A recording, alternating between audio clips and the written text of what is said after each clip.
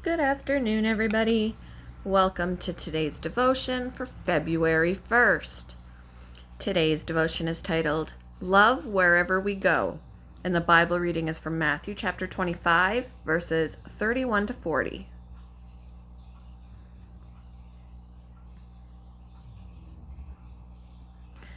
When the Son of Man comes in his glory and all the angels with him, he will sit on his glorious throne.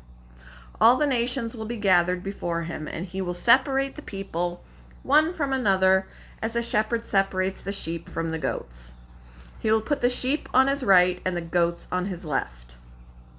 Then the king will say to those on his right, "Come, you who are blessed by my Father, take your inheritance, the kingdom prepared for you since the creation of the world.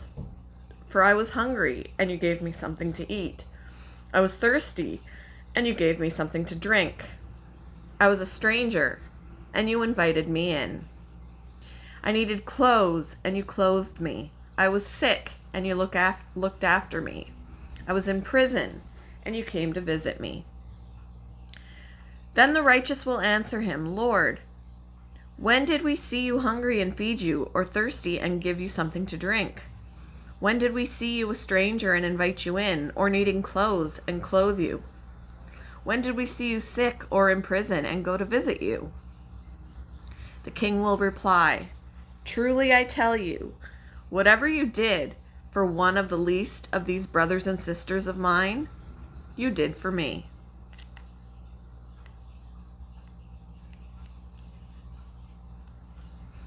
I sat on the pier during a vacation, reading my Bible and watching my husband fish. A young man approached us, suggesting we use different bait. He glanced at me as he fidgeted from one foot to another and said, "I've been in jail." He pointed to my Bible and sighed, "Do you think God really cares about people like me?" Opening to Matthew chapter 25, I read aloud that Jesus talked about his followers visiting those in prison. It says that? About being in prison?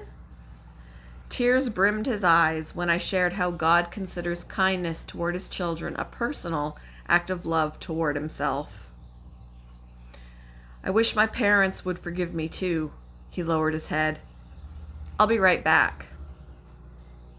He returned and handed me his tattered Bible. "Would you show me where to find those words?" I nodded. My husband and I hugged him as we prayed for him and his parents.